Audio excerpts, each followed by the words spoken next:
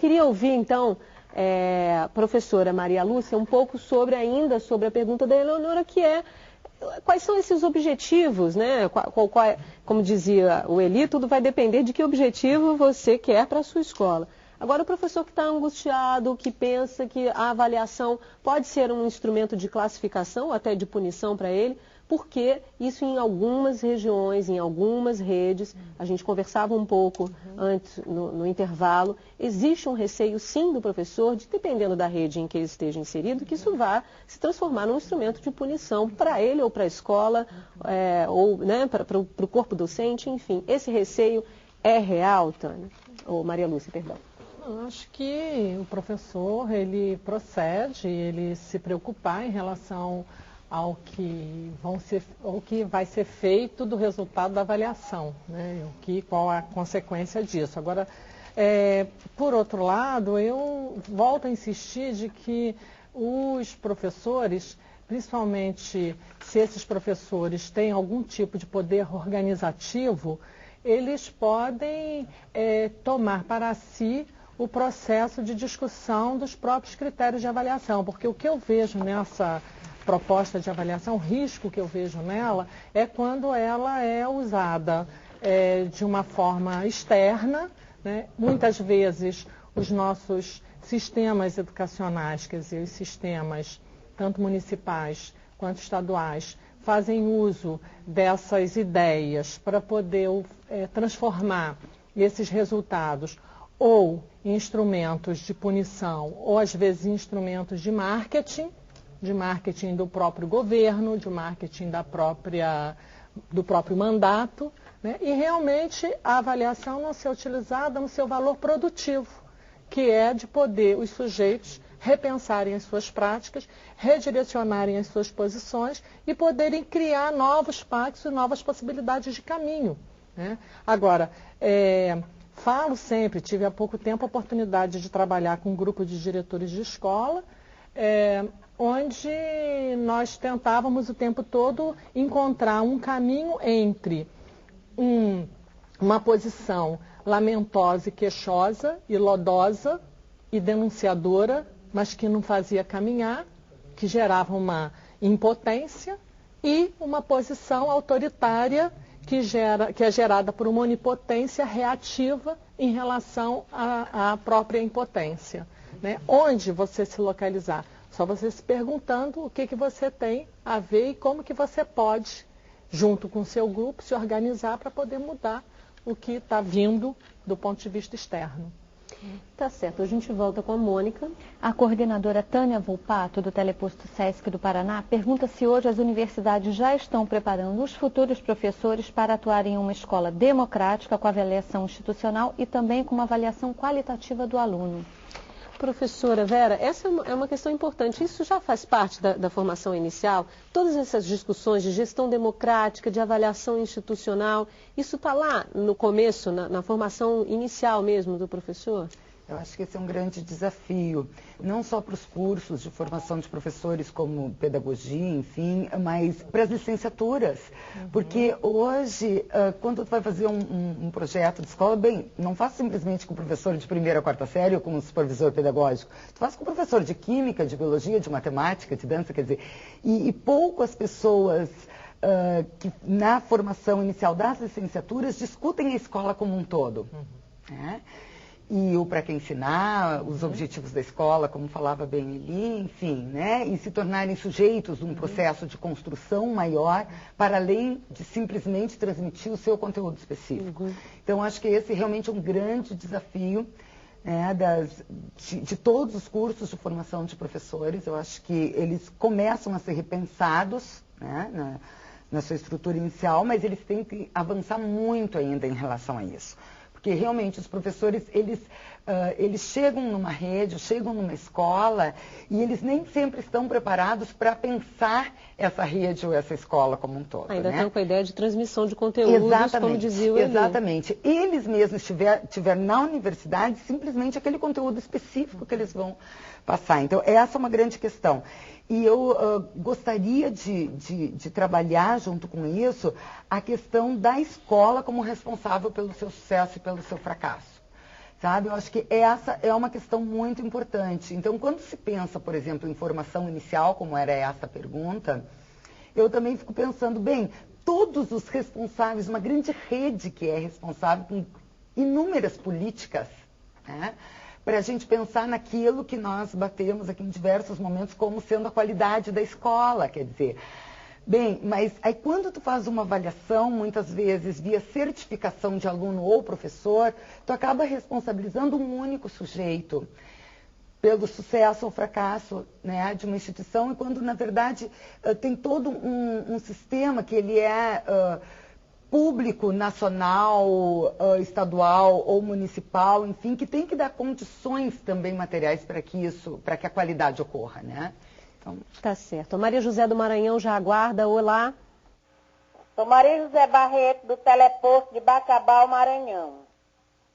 Como proceder em um processo de conscientização que detecte e corrija o foco principal de deficiência na avaliação em todo o processo pedagógico? Boa noite e obrigada. Obrigada a você, Maria José, nossa frequentadora assídua do Salto todos os dias aqui. Muito obrigada, viu? Professor Eli. Vamos ver se eu entendi a pergunta da Maria José. Ela disse como proceder para corrigir o foco, muitas vezes, desse processo, dessa avaliação. Bom, eu acho que nós estamos falando aqui pelo menos de dois aspectos que são especialmente importantes.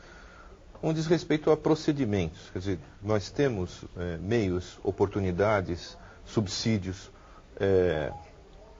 para envolver as pessoas, não é? na avaliação, no tratamento dos nossos problemas, no entendimento das nossas atividades. Isto é um tipo de preocupação. Outro diz respeito à pertinência, quer dizer, o que eu estava querendo ressaltar era justamente que nós costumamos criticar a atividade educacional tendo em vista um modelo, tendo em vista querer realizá-lo. Eu estou dizendo que é preciso que nós pensemos em outro modelo, não é? Um modelo de educação muito diferente do que nós estamos acostumados, porque ele é inadequado. Sem isso, não é possível mudar o foco. O foco hoje são os alunos. E os alunos não como equipes de aprendizagem, como grupos. Eles são grupos mais como bandos de indivíduos. E, em alguma medida, isso espelha a própria constituição dos corpos docentes. Os professores também são bandos de indivíduos, digamos assim, não é? E este problema também vai se verificar nas universidades. A pergunta anterior, por exemplo, dizia a respeito a isso, né? As universidades se preparam para atuar numa escola democrática? A pergunta seria assim, mas há vida democrática nas universidades? Mesmo os cursos de formação de educadores, são eles mesmos constituídos democraticamente? Os educadores participam desses cursos ao mesmo tempo como aqueles que vão se desenvolver profissionalmente? Ou são também lobos solitários, lobas solitárias, professoras, não é? Que vão lá dar aulas para as suas turmas de alunos? Em geral é assim. A educação chamada básica, a educação elementar, ela é muito definida pela própria universidade, pelo nível superior de ensino. Em grande medida, nós imitamos práticas docentes nas escolas básicas, que são consagradas, lamentavelmente, no nível superior. Você acha que se não houver uma reformulação, então, na universidade, isso não chega na ponta? Ou essa mudança pode ser da básica para cima, da educação básica para o nível superior? Eu acho que nós teremos grande dificuldade. Teremos que atuar em todos os níveis da nossa educação. E, tradicionalmente, nós pensamos esses níveis de maneira separada, não é? Nós pensamos a educação básica independentemente da educação superior, não é? E nós não pensamos efetivamente como reformular a nossa educação superior no sentido de modificar radicalmente a nossa educação básica. Quer dizer, não se pensa numa relação entre essas etapas, né?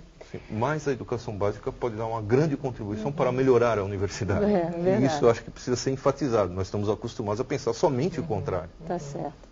A Mônica volta agora, não é, Mônica? Os professores do Proformação de Anápolis, em Goiás, pedem que vocês comentem a seguinte afirmação: a avaliação é algo bastante discutido no âmbito escolar, mas a avaliação desejada e ideal não é algo que se viabilize em curto prazo, pois requer mudanças em todo o sistema de ensino. Professora Maria Lúcia.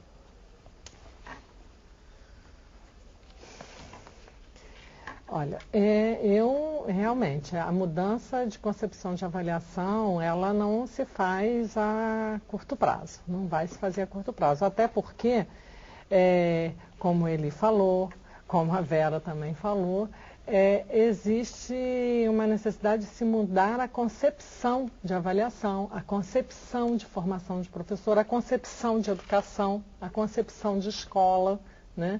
E a avaliação, ela é um conceito que impõe, está subjacente nela a questão dos valores, a questão da subjetividade. A gente pode imaginar que existe na avaliação possibilidade de objetividade, conforme você faz a avaliação de um produto que vai para o mercado, como um sabonete, um carro, não é. Né? No campo da educação, são muito complexos os resultados, são muito complexos os sujeitos. Você não tem uma possibilidade de ver o efeito disso de imediato. Né? Então, realmente, é um processo a longo prazo. Agora, eu continuo dizendo que, conforme ele falou, a articulação entre os sujeitos interessados nisso, que são a universidade, que forma os professores, os próprios professores que estão atuando, né? E a gente poder, através de um processo de articulação, aproximar essas pessoas para que elas possam, então, discutir. Mas não discutir do ponto de vista teórico, do ponto de vista, conforme uma vez a gente teve, né? Vamos para a educação que temos e a educação que queremos. Então, uma grande discussão nacional envolveu todas as escolas. Eu não acho que se trate disso. Eu acho que se trata de você, enquanto professor na sua universidade, poder estar frequentando as escolas, né? Tá certo. Hora de fazer uma pausa e depois do intervalo, nossos convidados fazem as suas considerações finais sobre o encontro de hoje. Até já.